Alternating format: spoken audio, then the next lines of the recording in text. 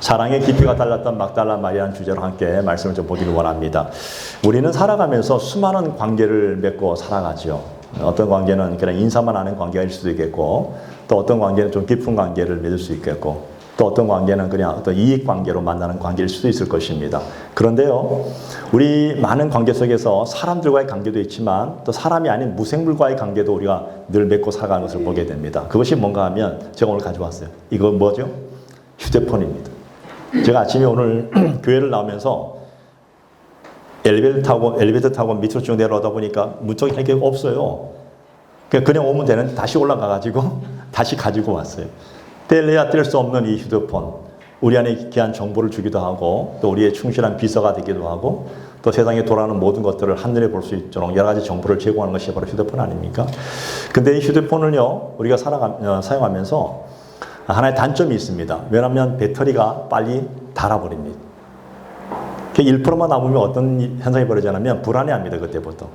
그래서 빨리 휴대폰을 충전하기 위해서 막 왔다 갔다 하면서 이렇게 서두르죠. 뭐 1%일까요? 한 10%만 남아도 우리는 벌써 휴대폰을 충전하기 위해서 우리는 이렇게 찾아다닙니다. 그냥 한순간도 휴대폰을 우리 손에서 뗄 수 없는 모습을 보게 됩니다. 그런데 신기한 것이 있더라고요. 뭔가 하면 우리 신앙을 볼 때 신앙은 1%를 가지고도 살아가는 사람들이 너무 많아요.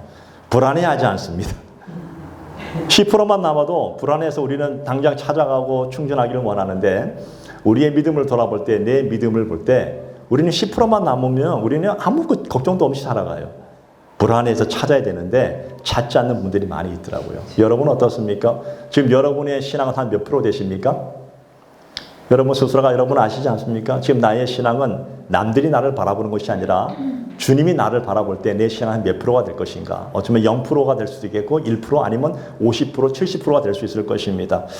여러분 핸드폰 배터리를 우리는 수시로 충전해야 하듯이 우리 신앙도요, 한 번 은혜 받으면 영원히 지속되는 것이 아닙니다, 여러분. 은혜는 계속 충전해야 되는 것입니다. 어떻게 충전할까요? 예배를 통해서, 기도를 통해서, 말씀을 통해서, 또 전도를 통해서, 섬김을 통해서 끝없이 우리는 충전할 수밖에 없는 것이 우리 현실입니다. 그래서 어떤 분이 그래요. 목사님 저 한 10년 전에 큰 은혜 받고 성령 충만 받아간데 그 10년 전 얘기예요. 이미 다 소멸됐습니다. 지금 충전 다시 해야 됩니다. 그래서 우리는 매일매일 우리의 생활 속에서 하나님을 만나기 위해서 우리는 기도하기도 하고 또 우리는 어떻게 합니까? 예배를 드리기도 합니다. 여러분 신약성경에 보면 데살로니가서 5장 16절 이하에 보면 항상 기뻐하라. 그 다음 뭐예요? 쉬지 말고 기도하라. 범사에 감사하라. 오, 너무 잘 외우고 있네. 교회 몇 주 안 나왔는데 어떻게 외우지? 성경 잘 외우고 있네. 이것이 너희를 향하신 하나님의 뜻이다. 그리스도 예수 안에서 하나님의 뜻이다 말씀하셨는데 그런 것 같아요. 여러분 신앙의 충전이 있습니다. 항상 기뻐하는 것입니다. 가장 기본적인 거예요. 범사에 쉬지 말고 기도하는 것입니다. 범사에 감사해야 됩니다. 이게 신앙의 가장 큰 골자예요. 이것이 예수 그리스도 안에서 너희를 향하신 하나님의 뜻이라 했으니까 여러분 한 주 동안 여러분은 감사할 일이 얼마나 많이 있었습니까? 감사하셨어요? 아유 목사님 저는 요만 역고를 해가지고 너무 힘들고 어려워요. 나는 왜 이렇게 살아가죠? 여러분 그거라도 감사하십시오. 그보다 더 힘들어지면 더 힘들어지는 거예요. 내가 있는 형편에서 내가 감사할 때 하나님 더 큰 감사를 주시는 거예요. 이런 것들이 우리 안에 많아질 때 내 신앙이 충전되어지는 거예요. 네. 자, 그런데 그런 인생을 살아갔던 한 여인이 있었습니다. 그 여인이 어떤 사람이었냐면 막달라 마리아라는 여인입니다. 우리는 많은 관계를 맺고 살아간다 했잖아요. 어떤 관계는 그냥 좋아하는 관계에서 끝나는 사람이 있는가 하면 어떤 사람은 정말 자기 인생을 다해서 바칠 정도로 사랑하는 사람들이 있을 수 있습니다. 제가 늘 말하지만 사람은 인생을 다 바치고 살아갈 대상이 아니라고 얘기합니다. 저는 그냥 사랑해줄 관계예요. 사람을 너무 의지해가지고 너무 그 사람을 사랑한다고 해놓고는 나중에 배신하면요 못 사네 맞사네 해가지고 막 이런 일이 벌어지잖아요. 실제로 미국에 어떤 일이 있었습니다. 미국에 어떤 한 분이 만났는데 남자분이 좀 약간 좀 연락을 끊고 뜸하니까 여자분이 찾아가 총으로 쏴 죽인 일이 있었어요. 사람은 믿음의 대상이 아니에요. 그냥 사랑만 해주고 잊어버리면 돼요. 왜 나를 배신했냐 이렇게 하면 안 되고 그냥 사랑해 주는 거예요. 그런 관계는 참 비극적으로 끝나는 관계지만 오늘 이 성경에 보는 이 막달라 마리아는 정말 자기 인생을 다해서 사랑했던 한 모습을 우리에게 보여주고 있습니다. 아마 예수를 만났던 수많은 사람들이 예수님을 스쳐 지나가는 사람들이 굉장히 많이 있었지만 이 여인은 예수를 스쳐 지나가는 인생이 아니라 꽉 붙잡아서 내 인생을 다 바칠 정도의 그런 사랑을 할 줄 아는 여인으로 우리에게 지금 소개되고 있습니다. 그래서 오늘 이 막달라 마리아를 통해서 오늘 저와 여러분이 세 가지만 같이 은혜가 받기를 원합니다. 첫 번째는 뭔가 하면 그녀는요, 이 막달라 마리아는 은혜를 아주 깊이 경험한 여인이었습니다. 오늘 성경 이렇게 소개하고 있죠. 여러분 누가복음 8장 2절에 보게 되면 그녀를 이렇게 소개합니다. 7 귀신이 나간 막달라인이라 하는 마리아와, 그러니까 이 막달라라는 이름은요 지명 이름이에요. 전주댁, 경상도 아줌 이런 얘기하듯이 막달라라는 지역에 있는 마리아라는 이름이에요. 그런데 그녀가 어떤 사냐면 7 귀신이 들었대요. 이 7이라는 숫자는 완전 숫자잖아요. 그러니까 아주 완벽하게 귀신에게 점령당해서 내 뜻대로 살지 못하는 정말 비참한 인생을 살 수밖에 없었던 여인이 바로 이 여인이었고, 자기 인생에 생이 없었어요. 내가 스스로 판단하고 스스로 뭔가 결정하는 그런 수 없는 아주 너무나 정말 비참한 인생이었는데, 더군다나 그 주변에 있던 수많은 사람들도, 수많은 관계를 가진 사람들이 다 떠나가고 그녀를 향해서 비웃음의 대상, 그녀를 때로는 저는 귀신 들린 여인이라 해가지고 피하는, 그럴 수밖에 없는 생을 사는, 더 이상 생에 어떤 목적도 기쁨도 삶도 아무것도 없는 그런 삶을 살던 그 여인이 오늘 성경에 보니까 예수를 만났다는 것입니다. 예수를 그 어둠 속에서 만남으로 인해서 그의 인생이 어떻게 됐냐면 완전히 바뀌었어요. 그녀가 어떻게 바뀌었냐면 그녀가 있던 그 7 귀신이 떠나가고 온전히 회복되어질 뿐 아니라 그녀의 삶까지도 완전히 변화된 역사를 보게 됐다는 것이죠. 오늘 예수님께서요, 누가복음 7장 41절에 이렇게 말하고 있습니다. 그의 많은 죄가 사하여 줬도다. 이는 그의 사랑함이 많음이라. 그리고 사함을 받은 일이 적은 자는 적게 사랑하느니라. 그러니까 사함이 크다고 생각하는 사람은 그 사랑이 더 크다는 것입니다. 이 사함이란 단어를 성경 원어로 보니까 아피엠이란 단어인데 풀어주다, 빚을 탕감해주다, 아니면 자유롭게 해주다, 이런 뜻이 있더라고요. 그러니까 7 귀신 들렸던 귀신의 완전히 사로잡혀서 자기 뜻대로 살지 못하고 비참한 인생을 살던 그 여인을 주님께서 자유롭게 풀어주었다는 겁니다. 예. 아주 완벽하게 풀어주었다는 것입니다. 그렇게 문제가 해결된 그 막달라 마리아는 자기 인생의 완전한 새로운 삶을 선물로 받았고, 그러고 나 보니까 그 예수 그리스도에 대한 그 사랑의 깊이는 이루 말할 수 없이 깊어졌다는 것이죠, 여러분. 여러분, 우리의 사랑이, 오늘 주님을 우리가 사랑한다고 말하잖아요, 그죠? 우리 하나님 사랑한다 말하잖아요. 근데 여러분 하나님을 사랑한다 말할 때 사랑이 식어질 때가 있어요. 왜 식어질까요? 때로는 그럽니다. 하나님의 문제가 아닙니다. 누구의 문제도 아니에요. 내 사랑이 식어진 이유는 내가 지금 그 하나님께 받은 그 은혜를 내가 잃어버린 거예요. 기억에서 지워버린 거예요. 점점 지워버리기 때문에 점점 사랑이 충전되지 못하고 소멸되다 보니까 나중에는 그냥 하나님도 없어지고, 분명히 하나님의 자녀인 것은 분명한데 삶의 모습은 전혀 거룩한 삶의 모습이 나타나지 않고 있다는 것입니다. 그래서 충전해야 된다는 것입니다. 그 유명한 신학자였던 위르만 몰트만이라는 분이 이런 얘기를 했습니다. 십자가에 못 박혀 계신 하나님에 대해서 이렇게 말했습니다. 하나님의 사랑은 가치 있는 사람들을 찾아간 것이 아니라 이 세상에서 가치가 없다고 생각하는 사람을 찾아가서 그의 인생을 다시 가치 있는 삶으로 만들어주는 창조적인 사랑이다 라고 그렇게 말하기도 했습니다. 마리아는 바로 이런 일을 경험했던 사람이죠. 단순히 어떤 질병을 고친 것이 아니라 그 질병뿐 아니라 그의 인생 삶 자체가 완전히 변화되어져서 그의 인생의 진정한 소망이 뭐고 감격이 무엇인지를 알고 그렇게 살 수밖에 없는 놀라운 일들을 그가 경험하게 됩니다. 그래서 그는 이렇게 말하죠. 이분이야말로 나를 구주신 이 예수님의 말로 진정한 메시아고 내가 이분에게 내 모든 생을 다 드리겠노라. 걸어보겠노라. 그렇게 아마 속으로 다짐했을 것입니다. 그런데 그녀가 그토록 그 사랑이 깊었던 이유가 무엇이었냐면 오늘 그녀의 비참함의 깊이를 너무나 그는 잘 알고 있었다는 것입니다. 내 스스로 그 완벽한 어둠 속에 있었던 나의 이 삶의 모습을 스스로가 깨닫고 있는데 이 너무나 깊었던 나의 이 어두움을 건져냈던 그 깊은 어두움을 알고 있었기 때문에 예수님에 대한 사랑이 깊어질 수밖에 없었던 거예요. 은혜는 여러분 기억의 산물이라 하잖아요. 사랑의 깊이, 그녀는 단 한 번도 그 은혜를 받고 난 이후에 그 은혜를 잊어버리지 않았습니다. 내가 얼마나 큰 죄악의 수렁에 있었던지, 내가 얼마나 큰 고통 속에 있었던지 그것을 기억하고 있었기 때문에 그녀는 그 거대한 인생에 어떤 시련이 온다 할지라도 그녀는 포기하지 않고 흔들리지 않고 주님을 향해서 달려갈 수 있는 사랑의 동력을 얻을 수 있었다는 것이죠. 예. 오늘 여러분 어떻습니까? 여러분은 주님께 받은 그 은혜의 영수증을 마음에 간직하고 계십니까? 아니면 여러분 유지하고 계십니까? 여러분 언젠가 나도 한번 그런 은혜를 받은 기억이 나는 것 같은데 하면서 그 은혜를 받은 것을 내 마음속 깊은 곳에 간직하고 계신 것, 아니면 잊어버리고 있지는 않습니까? 여러분, 우리 주님께서 여러분을 구원해 주신 것은, 여러분을 만나 주신 것은, 여러분 인생에 개입하신 것은 그냥 단순히 만남의 목적이 아니라 여러분에게 영원한 생명을 주시기 위해서 여러분을 만나 주신 거예요. 영원한 생명뿐 아니라 이 땅을 살아갈 때, 이 땅 사는 동안에 이 세상은 늘 신우애락이 있잖아요. 내가 늘 말하지만 늘 슬픔이 더 많아요. 고통이 더 많아요. 기쁨보다는. 기쁨은 잠깐, 고통 많이. 근데 그런 인생 가운데, 그런 환경 가운데 우리 주님은 함께 동행하시면서 우리에게 진정한 평안과 기쁨을 주기를 원하신다는 것입니다. 영원한 생명을 주는 것뿐 아니라 이 땅을 살아가는 동안에도 오늘 그런 삶을 살 수 있도록 우리에게 그 일을 허락해 주셨습니다. 그것이 바로 은혜라는 것입니다. 그 은혜의 깊이를 아는 사람은 그 내 삶 속에서 주님을 바라볼 때 주님을 바라보는 시선이 절대 흐트러질 수 없다는 것이죠. 오늘 막달라 마리아는 그런 시선을 가지고 주님을 바라봤다는 것입니다. 두 번째는 예수를 향한 그녀의 사랑은요, 편견과 오해를 넘어서는 그런 신앙이었다는 것입니다. 우리는 막달라 마리아를 생각할 때마다 그녀는 몸을 파는 여인이 아니었을까?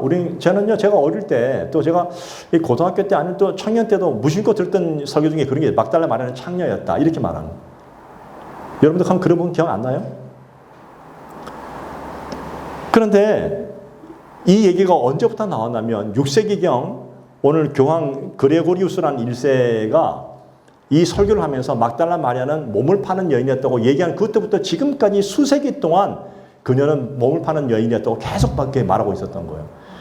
그런데 우리는 그렇게 무심결에 그렇게 듣고 있었지만 오늘 성경을 다시 보게 되면, 성경 원문을 잘 보게 되면 성경 어디에도 그녀가 부도덕한 여인이었다고 얘기한 적이 한 번도 없다는 것입니다. 그런 일이 나와 있잖아요. 그녀는 오히려 7 귀신 들린 후에 그것을 통과한 후에 그 아픔을 승화시키고 주님을 위해서 헌신했던 고귀한 여인이었다고 성경은 그렇게 말하고 있다는 것이죠. 네. 더 나아가서 주님의 가르침을 너무나 잘 이해했습니다. 주님의 가르침을 이해할 뿐 아니라 주님이 가는 곳마다 따라다녔고 주님을 위해서 헌신했고 또 자신의 소유를 들어서 주님을 섬겼습니다. 그리고 그 주님을 위해서 끝까지 쫓아갔던 한 헌신된 제자의 모습으로 성경 그렇게 소개하고 있다는 겁니다. 좀 더 깊이 본다면 오늘 그녀가 가졌던 그 영성이 뭘까? 동행하는 것이었습니다. 주님과 동행의 영성이었습니다. 네. 제자들이 주님을 통해서 무엇을 얻을까, 무엇을 받을까 고민할 때, 여러분 예수님이요 십자가에 못 박기 전까지 제자들은 늘 그런 마음이 있었습니다. 주님이 이 나라를 정복하게 되면, 로마를 정복하게 되면 주님 곁에 내가 한자리 하고 나도 한자리 하고 다 그런 꿈이 있었어요. 제자들은 다 그런 어떤 자기의 꿈을 가지고 주님을 쫓아다녔겠지만 오늘 이 막달라 마리아는요, 그냥 그런 꿈이 있는 것이 아니라 주님이 나를 고쳐주시고 내 인생을 다시 완전하게 회복시키는 이후부터는 그냥 주님과 함께 있는 것이 그녀의 꿈이었습니다. 이게 동행의 영성이라는 거예요. 주님이 어딜 가든 간에 나는 주님과 함께 동행하기를 원합니다. 그것이 저의 기쁨이고 저의 감격이고 그의 사랑입니다라고 그렇게 늘 고백했죠. 근데 우리는 예수 믿을 때 무엇인가를 내게 주시면 나도 열심히 믿겠다 이렇게 얘기하잖아요. 그거 아니었다는 것입니다.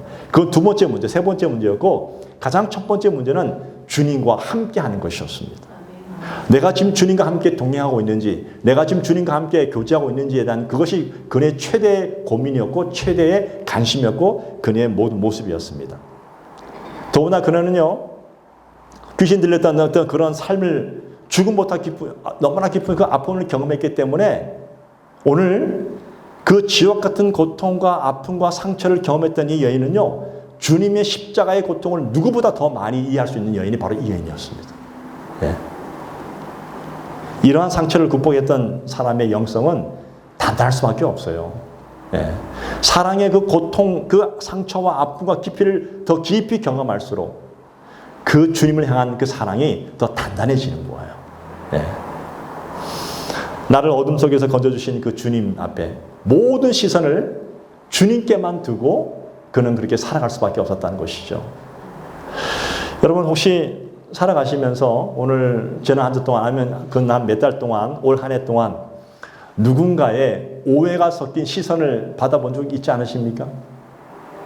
저 사람은 저런 사람이야. 왠지 바라보는 시선이 기분 나쁜 사람이 있지 않습니까? 저 사람 저런 사람이 이런 사람이고, 예. 그런 오해에 섞인 시선 때문에 오늘 주님께로 나오는 그 발걸음이 굉장히 무겁고 때로는 걸림돌이 되어지지는 않으셨습니까? 어쩌면 내 개인이 혹시 나 같은 사람이 정말 예수님을 사랑한다고 말할 수 있을까요? 나는 알잖아요, 저를. 정말 나 같은 사람이 예수를 사랑한다고 말할 자격이나 있을까요? 하면서 스스로 자기 자신의 자격지심에 괴로워하고 있지는 않습니까?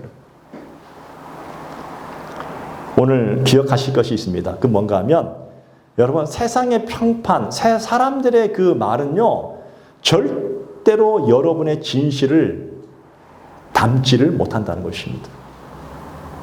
사람들의 시선과 여러분 사람들의 어떤 그런 수군거림과 사람들의 그 평가와 사람들의 그런 것들은요 절대 여러분이 주님을 향해서 나가는 그 진실을 담지를 못한다는 거예요.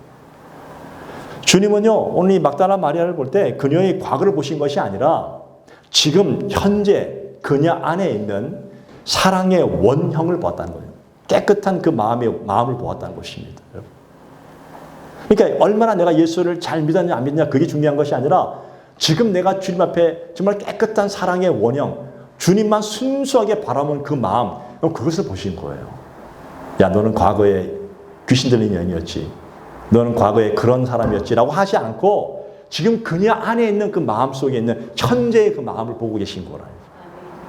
여러분 어제는 과거입니다. 믿으십니까? 어제는 과거예요. 과거의 일 때문에 괴로워할 필요가 없고 지금 현재 그것 때문에 여러분이 주님을 바라보는데 그게 장애가 된다면 그거는 안 돼요. 여러분 벗어버리고 지금 내가 주를 바라볼 수 있는 그 마음이 더 중요하다는 것입니다. 네.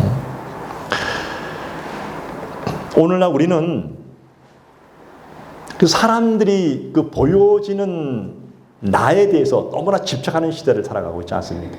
SNS를 보게 되면 팔로워 수가 얼마나 됩니까? 라고 막 그거 막 자랑하기도 하고 유튜브를 보면 구독자 수는 얼마요? 어떤 분은 저한테 와서 빨리 구독해 주세요 누르기도 하고 좋아요를 눌러달라고 하기도 하고 그것 때문에 나를 자신을 그렇게 찾기도 하는 사람들이 너무나 많이 있는데 여러분 남들이 나를 어떻게 평가하느냐에 따라서 많은 사람들이 천국과 지옥을 오가는 사람들이 너무나 많이 있습니다. 심지어 옆에 사람이 한마디 하고 나면요 밤에 잠을 못 자요. 3일 동안 일주일 잠을 못 자고 평생 하는 사람도 있습니다. 그 한마디 때문에 어떤 사람은 인생을 완전히 포기하는 사람도 있더라고요. 보니까요.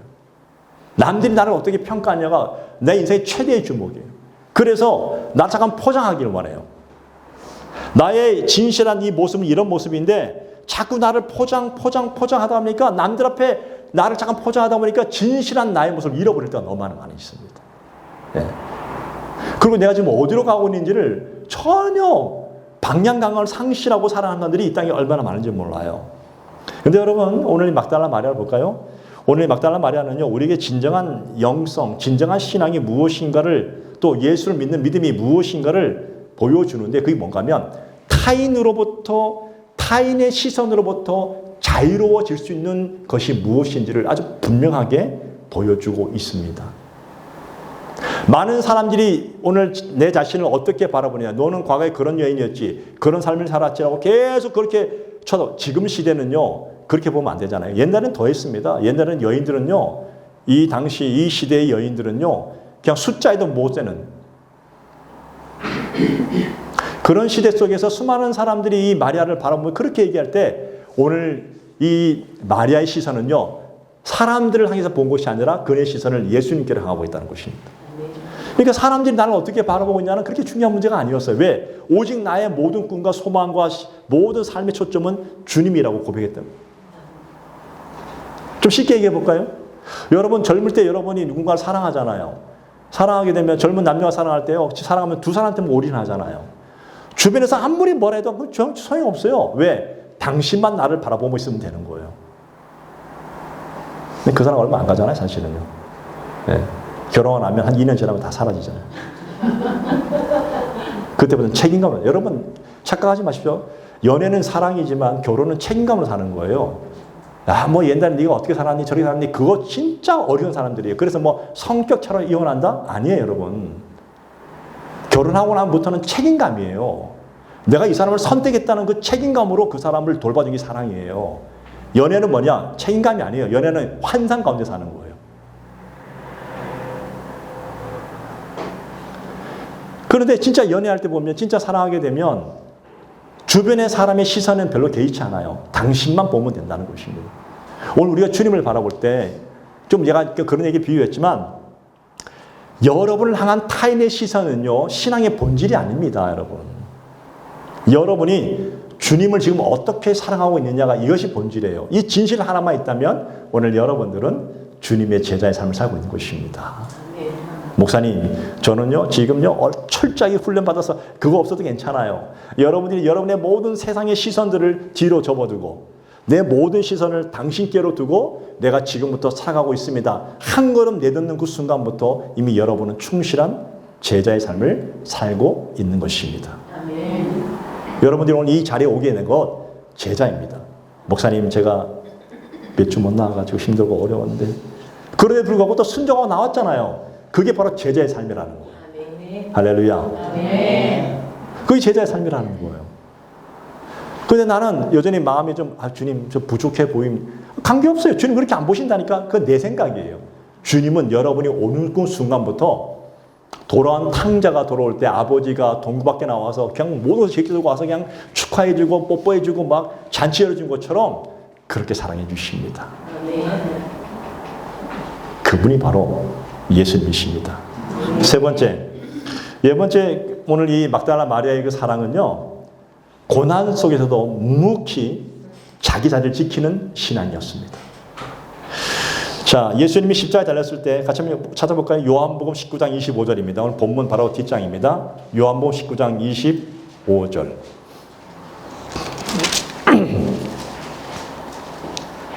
찾았어요? 같이 한번 읽어볼까요? 다시 한번요. 시작. 예수님의 십자가 곁에는 그 어머니와 이모와 글로바의 아내 마리아와 막달라 마리아가 섰는지라. 아멘. 이 섰다는, 섰는지라는 단어를 이 신학성경 헬라어 원어로 보니까 히스테케아. 그러니까 히스테케어라는 이 단어가 뭔 뜻이냐면 계속 서 있다는 뜻이에요. 그냥 한 번만 섰다가 가는 것이 아니라 계속 예수님의 십자가 곁에 서 있었다는 겁니다. 사실은 지금 예수님은요 로마 정부에 의해서 완벽한 반역자였습니다. 너는 유대인의 왕이라고? 오직 누구요? 가이사밖에 없는데 왕이라니까 이건 반역이잖아요. 그래서 가장 극악무도한 죄인들만 달리는 십자가에 딱 달렸을 때 그 옆에 추종한다? 그 얘기는 너도 죽겠다는 뜻이에요. 근데 오늘 막달라 마리아가 그 옆에 서 있었다는 거예요. 한 번만 섰다가 가는 것이 아니라 계속 서 있었다. 히스테케아. 여러분, 거센 폭풍 앞에서 이 나무가 뿌리 뽑히지 않고 계속 그 나무에 서 있는 어떤 나무의 형상이에요. 저는 강원도 사람이니까 소나무를 많이 봤어요. 강원도 강릉에 가면요 솔향도시라 하더라고요. 소나무를 하여튼 소나무만 심어 시장들은 계속. 근데 소나무는요 이게 뿌리가 안 뽑히더라고요. 바람이 불면 이렇게 휘었다가 저렇게 했다 이런 소나무가 굉장히 많아요. 소나무는요 곱게 자란 것이 없어요. 왜냐하면 계속 풍랑 견디면서 계속 뿌리를 내리면서 자라가는 거예요. 그러나 그 자리에 계속 있었습니다. 비록 휘어지고 굽어진다 할지라도 그 자리에서 벗어나지 않았다는 거예요. 이게 바로 히스테케아라는 뜻이에요. 네. 여러분, 사랑이란 것이 뭘까요? 사랑은 기분 좋을 때만 부르는 노래가 절대로 아닙니다. 여러분, 절망의 현장, 염려의 현장, 모든 사람이 떠나는 그 현장에서 끝까지 지키는 것이 바로 사랑입니다. 그게 진정한 사랑의 의지예요. 오늘 제자들은 다 도망갔습니다. 지금 예수를 위해서 목숨을 버리겠다. 바로 전날에 어떤 일이 벌어졌냐면 성만찬 시간에 베드로가 그랬습니다. 다른 사람이 다 줄을 버릴지라도 나는 줄을 안 버리겠다고 다짐했던 베드로. 또 모든 제자들 또한 동일하게 우리도 그렇게 하겠다고 했던 제자들이 예수님이 십자가에 딱 달린 순간 다 도망가 버렸습니다. 왜? 목숨이 두려워서. 무서워서. 그런데요, 오늘 이 막달라 마리아는 끝까지 예수님의 자리를 지켰습니다. 십자가 옆에서.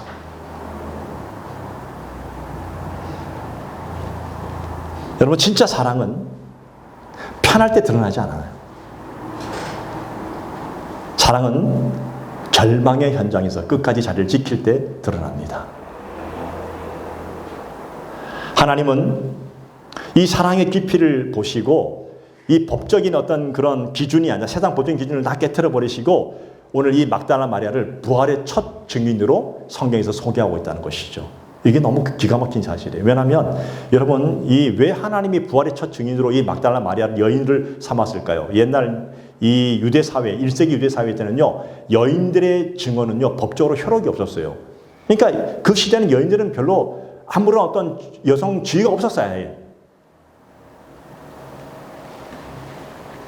그런데 하나님이 이 세상을 뒤흔들 만한 이 예수님이 죽었다가 살아난 이 부활의 사건을 왕도 아니고 그렇다고 뭐 제사장들도 아니고 예수님의 제자들도 아니고 누구? 이 이름 정말 이름이 정말 들릴까 말까 하는 이 막달라 마리아 한 여인을 통해서 예수님이 부활했다는 사실을 증거하고 있다는 사실입니다. 이 얼마나 놀라운 사실일까요? 왜 그랬을까요? 왜 하나님께서 그렇게 말씀하셨을까요? 왜냐하면 하나님은 세상의 기준으로 일하는 분이 아니라시는 거예요. 세상은 세상의 어떤 능력과 뭐 힘을 보잖아. 근데 우리 하나님은 그런 분이 아니시라는 거예요. 왜? 능력과 힘은 하나님께 있잖아요. 하나님은 단지 우리의 사랑을 보기만 하세요. 여러분, 세상에서 승리하기를 원하십니까? 여러분, 세상에서 정말 세상 말로 성공하기를 원하십니까? 그러면 여러분이 성공한다고 애쓴다고 되는 게 아니라고요. 여러분, 여러분 뛰어난 사람들이 얼마나 많은지 몰라요. 이 세상, 제가 어제 잠깐 이 뉴스를 보니까 작년 한 해 동안 보이스피싱 당이 3만 몇 건이에요. 나는 절대 안 당한다고 하는 분이 다 당해요. 심지어는 제가 아는 어떤 권사님도 너무 똑똑한 분인데 전화 와서 목사님 당했어요. 2천만 원. 그냥 당하는 세상이에요. 똑똑하다고 해서 안 당하는 것이 아니에요. 아무리 뭐 방송하고 아무리 뭐 보이스피싱 조심하려 해도 다 당해요. 3만 몇 건씩 당해요. 지금도 여전히.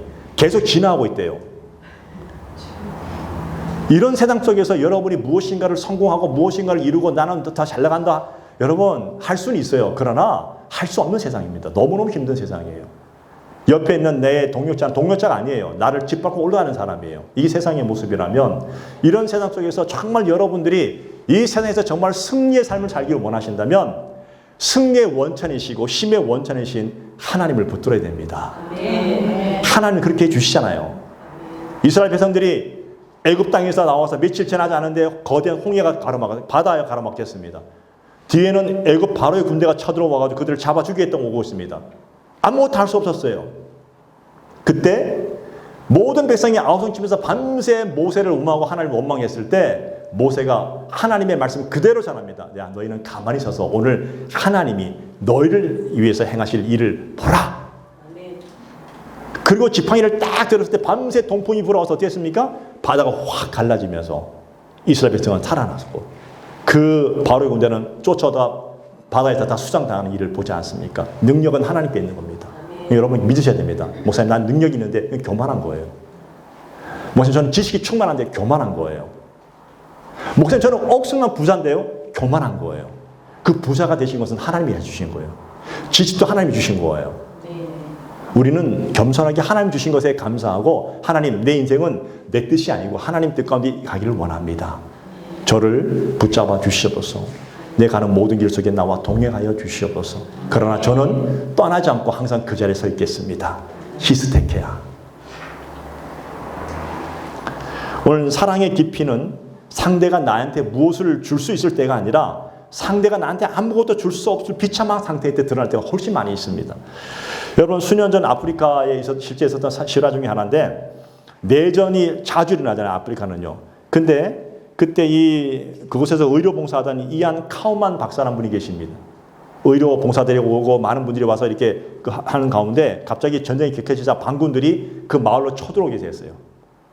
그러니까 심각한 일이 벌어진 거예요. 그래가지고 어떤 일이 벌어졌냐면 모든 외국인들과 모든 구호단체는 빨리 강제 철수하라, 강제 철수 명령이 떨어져가지고 철수하기 시작했어요. 근데 이안 카우만 이 박사는요, 그냥 목숨을 보장할 수 없는 상태 속에서 떠나지 않겠다는 겁니다. 병원에 있는 피 묻은 이 의사 가운을 입고. 보다 못해서 대사관 직원이 쫓아와가지고 이안 카우만 박사의 팔을 붙잡고 이렇게, 박사님 정신 차리세요 제발. 지금 떠나지 않으면 당신 죽습니다. 당신은 떠날 권리가 있는 사람이에요. 맞잖아요. 권리가 있는 사람이요 했을 때 이안 카우만 박사가 이렇게 말했습니다.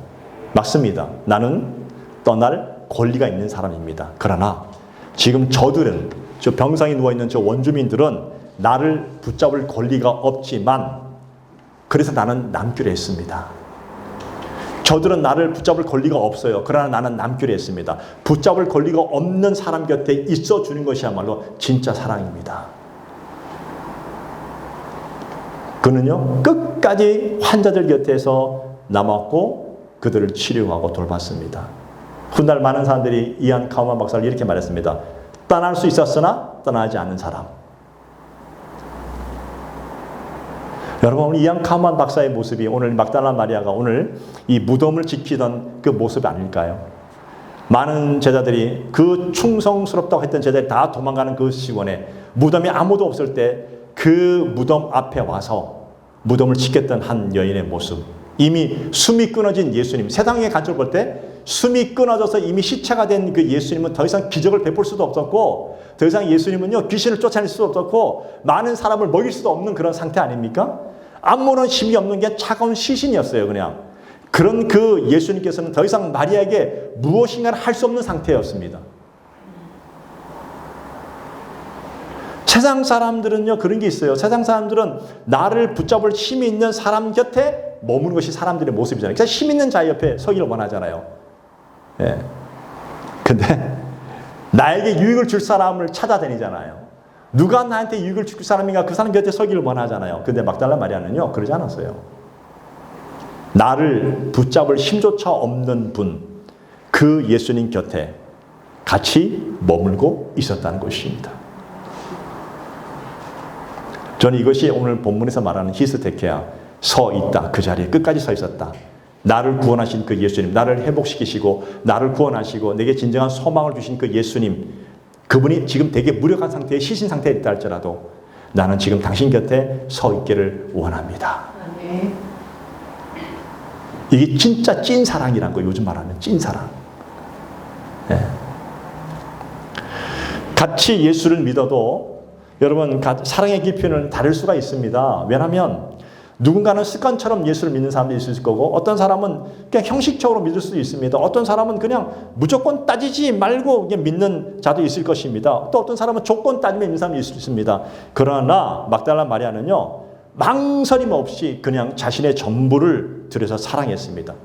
여러분, 이 막달라 마리아 행적을 찾아보면요, 예수님의 사역 그 중간중간에도 늘 함께하며 헌신했고, 예수님이 십자가에 못 박히는 그 순간에도 십자가 옆에서 함께했고, 예수님이 죽은 그 바로 무덤 곁에서 함께했고, 예수님이 부활하신 그 순간에도 함께했습니다. 그녀야말로 진정한 찐 제자였습니다. 자, 그녀가 오늘 본문에 보니까 울고 있었어요. 죽어있는 예수님 시신을 찾으러 왔는데 시신이 없어져 버린 거예요. 막 울고 있는데 예수님께서 바로 그 뒤에 계신 거예요. 근데 예수님인지 몰라봐요. 동산지기인 줄 알았습니다. 그때 예수께서 한 말씀 하십니다. 오늘 본문 16절 말씀 보세요. 자, 오늘 본문 16절 말씀. 같이 읽어볼까요? 같이 16절. 시작. 예수께서 마리아라 하시거늘 마리아가 돌이켜 히브리 말로 라비오 하니 이는 선생이라 하는 말이라. 네. 그냥 예수님이 시신이 없었으니까 너무나 황당스러운 거예요. 근데 그 부활하신 예수님이 가장 먼저 부활하신 후에 베드로, 요한 이런 사람들이 아니었고, 그 막달라 마리아, 그녀에게 마리아야 라고 먼저 얘기하신 거예요. 여러분, 이 마리아라는 얘기는요, 이 유대 사회에서는요, 그 당시에 마리아라는 이름을 부르는 것은요, 굉장히 의미가 있습니다. 첫 번째 의미는 뭔가 하면 그 의미 속에는요, 너와 나의 관계가 너무 깊다는 의미예요. 두 번째는 뭔가 사랑의 표현이에요. 세 번째는 소유의 표현이에요. 네 번째는 너와 나는 친밀한 관계에 있을 때 그 사람의 이름을 불러줘요. 오늘 예수님께서 부활하신 후에 마리아가 울고 있었어요. 그때 뒤에서 부르셨습니다. 마리아야. 그때 마리아가 그 절망의 순간에 예수를 만난 이후에 그 모든 절망이 기쁨으로 바뀌고 모든 눈물이 기쁨으로 바뀌어버렸습니다. 주님이 부활하신 사건을 보게 된 거예요. 예. 오늘 그 부활하신 예수님이 오늘 동일하게 오늘 지금도 살아계시고 오늘 지금도 여러분과 함께 하기를 원하십니다. 아멘. 믿으십니까? 아멘. 오늘 그 예수님이 말씀하십니다. 오늘 우리의 이름을 불러주십니다. 같이 한번 손 들어볼까요? 오늘 여러분의 이름을 한번 불러보시기 바랍니다. 여러분의 이름 뭐예요? 시작. 자신이 아무도 없구만. 크게 다시 한번 시작. 예, 여러분 가슴을 딱 두드리면서 이 손은 예수님의 손이에요. 친구야 불러주시는 거예요. 여러분 불러주세요. 경미야 주님 불러주시는 거예요. 그 부름 속에서 주님께서는요 뭉구들어서 한꺼번에 와 부르지 않고 항상 주님은 개인적으로 불러주셨습니다. 수많은 군중이 있다 할지라도 한 명에게 초점을 두고 말씀하십니다. 그거 주님이십니다. 오늘 저는 저와 여러분들이 그 음성을 듣기를 축복을 드립니다. 그 음성을 들으시고 여러분이 히스테케아처럼 여러분의 자리에 굳건히 서서 하나님을 말없이 섬기기를 축복을 드립니다. 나는 세상 사람들이 나를 어떻게 부르든 간에 관계없습니다. 세상 사람들이 나를 뭐라 하든 간에 나는 관계없습니다. 나는 과거에 어떤 모습이었다는 것은 관계없습니다. 뭐라든 관계없습니다. 나는 모든 시선을 주님께 두겠습니다. 주님 한 분으로 만족하고 살아가기를 원합니다. 주님이 불러주십니다. 여러분의 이름을 불러주십니다. 누구야? 그 부름 한 번이면 되지 않겠습니까, 여러분? 그 모습으로 이 사순절 기간을 이 반절 동안 또 지내기를 주의 이름을 간절히 축복을 드립니다. 기도하겠습니다.